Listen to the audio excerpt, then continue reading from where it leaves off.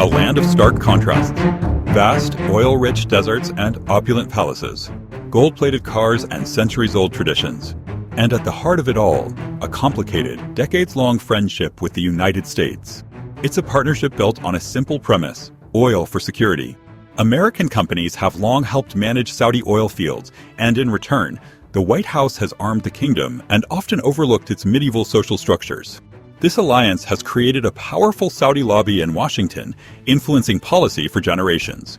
Yet, despite this deep-seated relationship, there was one Saudi king who dared to defy the United States, to challenge the West, and in doing so, brought the global economy to its knees. He was a man who saw oil not just as a source of wealth, but as a weapon. This is the story of King Faisal, the master of the sandstorm. The story begins in 1932, when Ibn Saud, with British support, declared his kingdom. Just 6 years later, oil was discovered.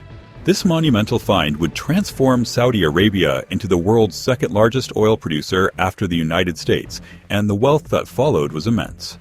The foundation of the modern U.S.-Saudi relationship was laid in 1945, when President Roosevelt met with King Ibn Saud.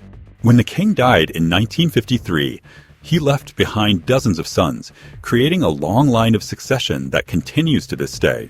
In fact, every Saudi king since has been a son of Ibn Saud. The throne has yet to pass to his grandsons. After Ibn Saud, his eldest son, Saud bin Abdulaziz, took the throne, and his brother Faisal was named crown prince. The two had grown up in the halls of power, but the new king Saud was not a skilled ruler. His poor decisions and lavish spending led to instability. As a result, the royal family appointed his more competent brother, Faisal, as prime minister in 1954 to fix the country's problems. This created a bitter rivalry between the two brothers. As prime minister, Faisal focused on stabilizing the economy. He cut wasteful government spending, increased taxes, and fought corruption. He created new programs to use oil revenues more effectively, building up the country's infrastructure. He made significant strides in education, healthcare, and social services. But these reforms angered King Saud and the conservative elements around him, who feared Faisal's growing power. The king did everything he could to obstruct his brother's work. In protest, Faisal resigned in 1960. However, Faisal's reputation as a capable statesman was already cemented. The royal family, and perhaps outside forces, wanted him back. In 1962, Faisal traveled to Washington for a private meeting with President John F. Kennedy. Just 1 month later, with the full support of the royal family, Faisal was reinstated as prime minister. In his second term, Faisal unleashed a wave of new reforms. He established a council of legal scholars, drafted laws concerning women's rights, and poured money into the health sector, bringing in doctors from abroad.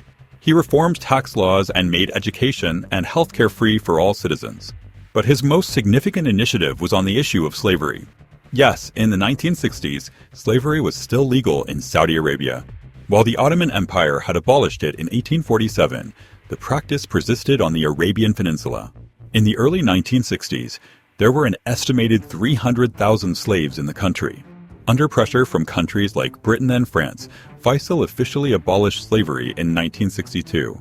But these modernizing reforms shouldn't be misunderstood. Faisal was a deeply devout and conservative man. His main goal was to ensure his kingdom could adapt and survive in the changing world of the Cold War. Meanwhile, his brother, King Saud, continued his wasteful spending and entered into a costly rivalry with Egypt's charismatic leader, Gamal Abdel Nasser. The royal family grew tired of the king's incompetence. While the king was abroad for medical treatment, Faisal moved decisively. He purged the government of the king's loyalists and installed his own men in all critical positions. When King Saud returned, he found himself powerless. He tried to resist, but the royal family had sided with Faisal.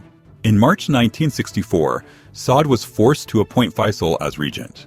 8 months later, in a final family coup, he was formally deposed and sent into exile. Faisal became the third king of Saudi Arabia. As king, Faisal faced a new threat: the rise of Pan-Arabism, a secular, socialist, and anti-monarchist movement led by Egypt's Nasser. To counter this, Faisal championed Pan-Islamism, a movement to unite Muslim countries. The two leaders became bitter rivals, supporting opposite sides in the North Yemen civil war. The only thing that could bring them together was their shared opposition to Israel. Faisal was a staunch supporter of the Palestinian cause and, like other Arab leaders, wanted to see the state of Israel eliminated. After the 1967 Arab-Israeli War, a shocking event occurred. In 1969, a fanatical Christian set fire to the Al-Aqsa mosque in Jerusalem, one of Islam's holiest sites, causing massive damage. The event sent shockwaves through the Arab world and deeply affected King Faisal. At an emergency conference of 25 Islamic nations, Faisal gave a historic speech, crying out, "Brothers, what are you waiting for? The holy city is calling for you to save it." Despite his anti-imperialist stance on Palestine, Faisal remained a fervent anti-communist and feared the growing Soviet influence in the Middle East. He continued his strategic partnership with the United States, which in turn modernized the Saudi army. But he was also wary of the wave of military coups sweeping the region. When Colonel Muammar Gaddafi overthrew the king of Libya in 1969, Faisal grew deeply concerned about a similar plot at home. He ordered the arrest of hundreds of military officers, claiming they were planning a coup. Indeed, a pro-Nasser movement had taken root in the military, aiming to establish a socialist republic. Faisal's preemptive strike secured his throne. The final confrontation came in 1973. Egypt and Syria launched a surprise attack on Israel, starting the Yom Kippur War. The United States and Europe once again rushed to support Israel. This time, Faisal was enraged. The Palestinian cause had become his personal mission. He decided to unsheath a new weapon, oil. Leading the Organization of Arab Petroleum Exporting Countries, or OPEC, Faisal announced a full oil embargo against the West for its support of Israel. They cut production and sent prices soaring. For the first time in history, the price of oil skyrocketed. Industrial nations that depended on oil like oxygen, the United States, the Netherlands, Denmark, were hit with a massive economic blow. For the first time, an Arab leader had used a tool other than diplomacy or war to challenge the West. When Israel refused to back down, OPEC met again and raised the price of a barrel of oil by 130%. This was like pulling the plug on the Western economy. The price of oil quadrupled overnight. America and Europe plunged into a severe energy crisis. In Britain, the government urged people to heat only one room in their homes. In the Netherlands, using too much electricity became punishable by jail time. Weekend driving was banned in many European countries. In America, the situation was dire. National speed limits were imposed to save fuel, and daylight saving time was extended. In just 6 weeks, the New York Stock Exchange lost $97 billion in value. The industrial world was in shock, crippled by the actions of pre-industrial nations. The U.S. Secretary of State flew to Saudi Arabia to threaten Faisal and demand an end to the embargo. Before he could even begin, King Faisal made his position clear: the embargo will end when your support for Israel ends.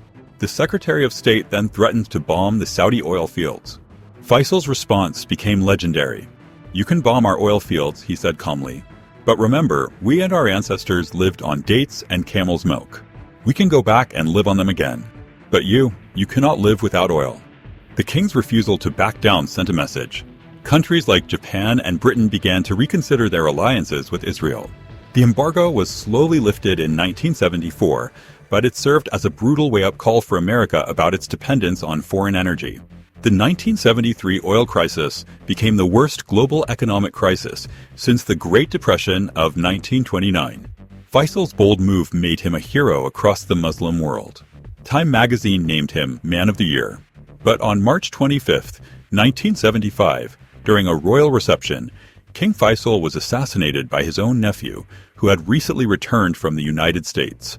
The Arab world was convinced it was an American conspiracy, of a retaliation for the oil embargo. The assassination of a king in his own palace, by his own family, was seen as a message to other Arab leaders. The House of Saud was so terrified that no king since has dared to challenge the United States so directly. King Faisal's legacy is undeniable. He was a devout traditionalist who abolished slavery, and a strategic American ally who became its most formidable economic adversary. The 1973 oil crisis was more than a temporary shock. It was a permanent realignment of global power. It demonstrated for the first time that resource-rich nations could use their assets as powerful weapons, forever changing the dynamic between producers and consumers. For the United States, it was a harsh lesson that sparked a decades-long quest for energy independence. Faisal proved that a king from the desert could, with a single decision, bring the modern world to a standstill. But that's my perspective on this story. I'd love to hear what you think. Let me know your thoughts in the comments below. Thanks again for watching, and I'll see you in the next one.